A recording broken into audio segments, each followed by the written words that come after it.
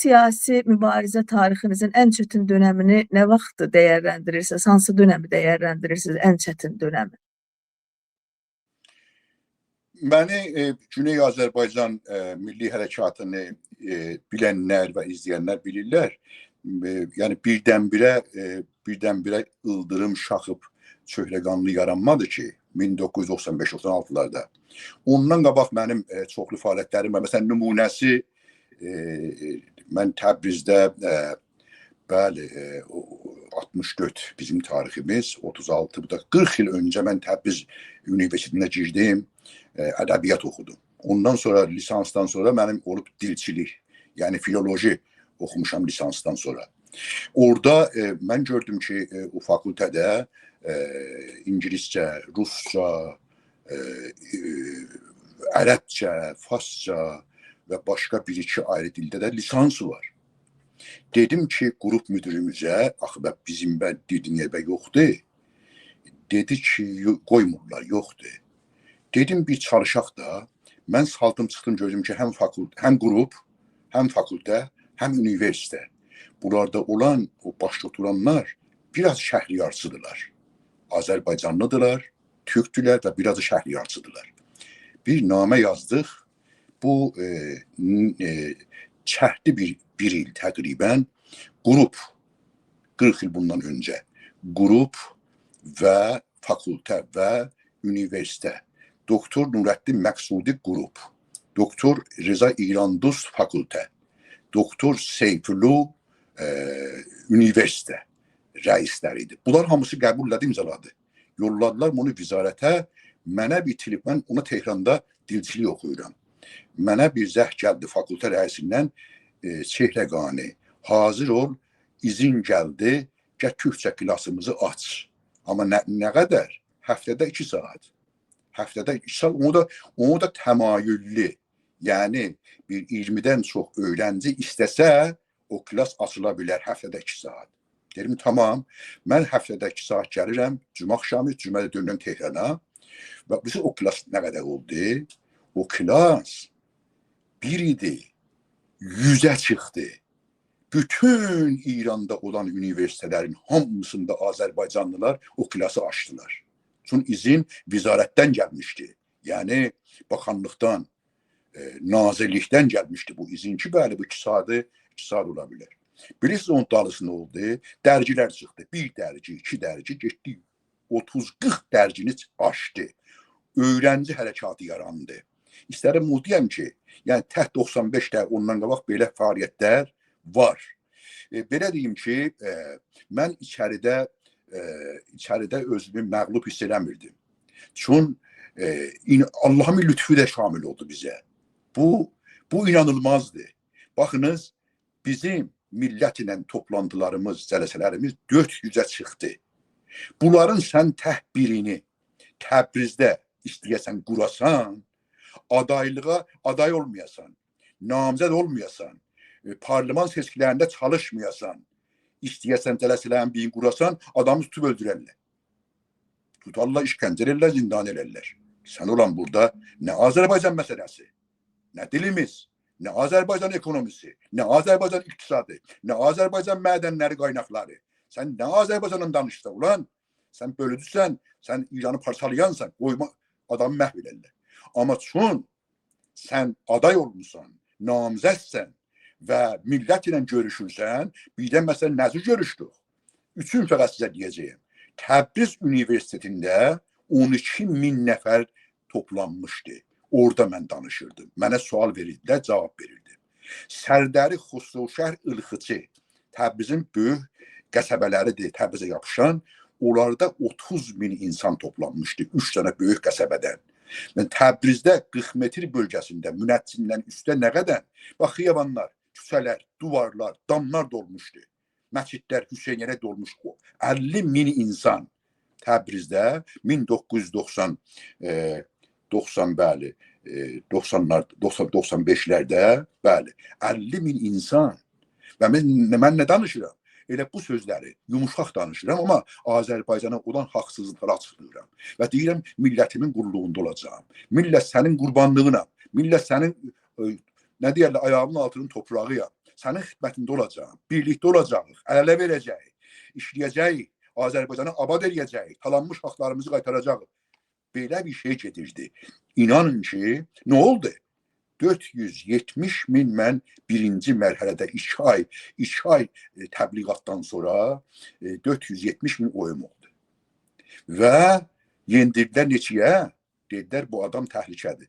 112-yə, 108-yə, 112-yə. Və dedilər, Təbrizdən çıxan yoxdur. 6 nəfər millət vəkili qərarı Təbrizdən çıxa, heç biri çıxmadı. Yəni, o hətta yetişmədilər ki, deyək çıxıblar.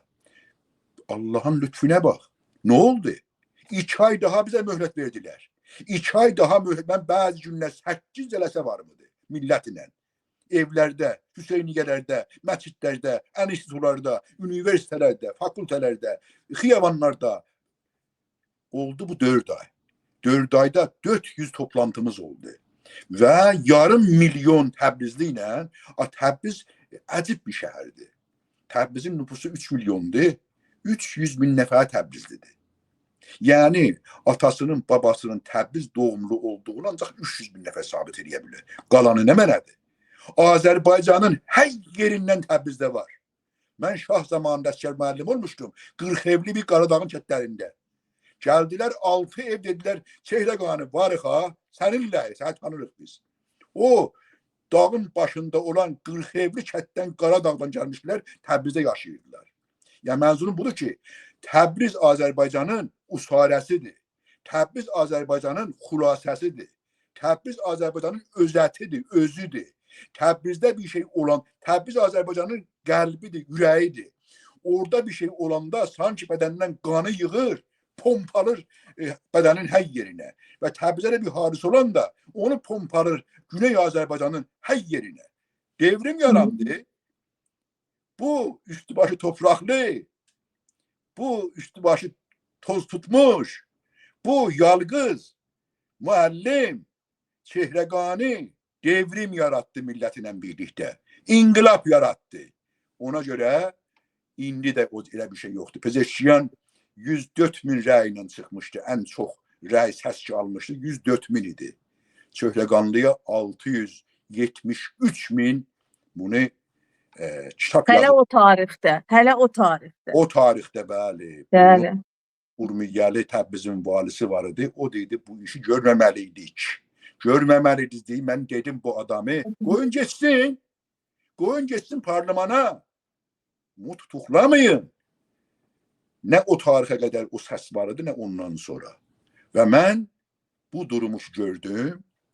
Dedim də o 40 evli şəkədə olmuşdum. Tehranın quzeyində, şimalında, Təzrişdə və Şimcanda da qalmışdım. O milyoner Azərbaycanlılar. Orada bizim universitetin fوق lisans və ustadlıq dövrəsində yatakxanaları var idi. Orada da mən aylar boyu qalmışdım. Yəni hər tür Azərbaycanlı ilə, hər tip, hər klas, hər qat Azərbaycanlılarla olmuşdu. Və görürdüm ki, bu millət gedir, bitsin, məhv olsun. Millət olaraq yox edilsin. Dedim, Çehrəqani şəhadət zamanıdır. Çehrəqani bu millət qurbanlıq istəyir. Hadi, özüm özümə, mənim bir danışığım var, indi var şeydə var, peycimizdə. Aynes gəlmişdi bizə, 96'dır fikirləm.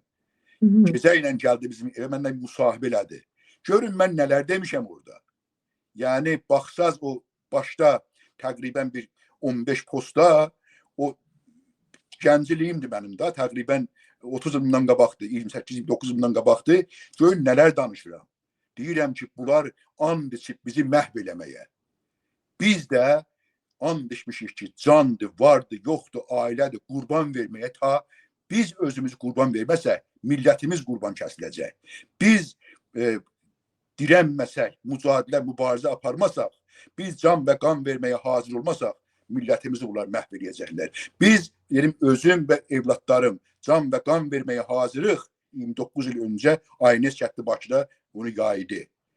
Və millətimiz yox olacaq, biz can və qan verəcək ki, millətimiz qalsın. Məncə, and içilib, şah zamanında and içilmişdi, indi and içilir. Ki Azərbaycanın 30 milyon milləti özlüğündən çıxmalıdır.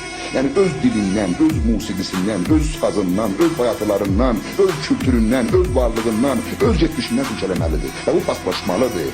Biz bunu qabağına dayanacaq. Biz and içmişik. İndi yox, illər boyudur. Şərəf və namusumuza. O Ərsalan balamı da, Həmzə balamı da ailəmin hamısında. Mənxaylar çoxdur bu təbirdə. Qurban verəcəyik, bütün varlığımız qalsın.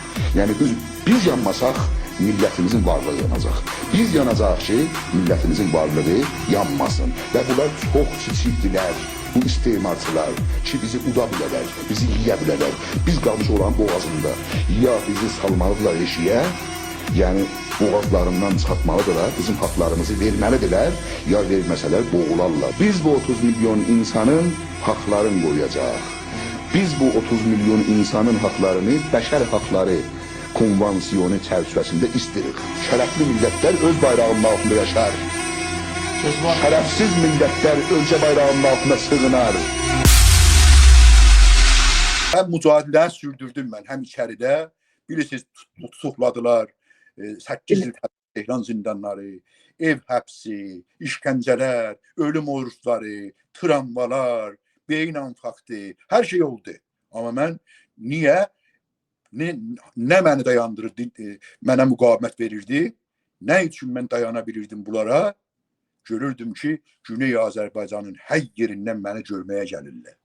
Uzaq düşmüş, belə Həmədandan gəlirlər Çehləqanını görməyə. Və rəhmətli Elçi bəy, Allah ruhunu şad eləsin, mənə xəbər gəldi ki, Çehləqanlı haqları müdafiə komitəsi qurubdu. Onlar mənə ümid verib, onlar mənə mənəvi güc verdi. Dedi, olan, başarmısan, səni şəhid eləyənməzlər, eləsələr də sənin qanın bahis olacaq ki, millətimiz çox tez öz haqlarını çatsın və öz istiqlalını əldə eləsin. Bu yandan xəbər gəldi ki, Türkiyədə Alparslan Türkeş əmir verib ki, bütün minlər üşüdoklarında rəhmətli Elçi bəyin deyir, rəsmin vurmuşuq mənim sağ tərəfimə, Çehləqanlını da vurun mənim sol tərəfimə üşüdoklarında. Bu da mənə inanılmaz bir mənəvi güc verdi.